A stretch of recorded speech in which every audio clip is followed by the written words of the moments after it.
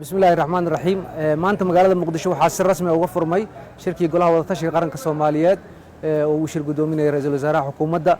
shirkan oo ay ka wada qayb galayaan madaxweynayaasha dawlad goboleedyada iyo gudoomiyaha gobolka Banaadir ayaa waxa uu ahaa shirkii uu iclaamiyay ra'iisul wasaaraha waxaana looga hadlayaa arrimaha la xiriira dardargelinta doorashada hufnaanta doorashada iyo sidoo kale sidii doorashada loo jadwaleyn lahaa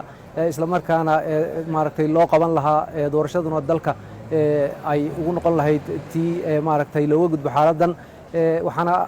inta shirka uu socdo guddiyo kala duwan ay la kulmi doonaan golaha wada tashiga qaran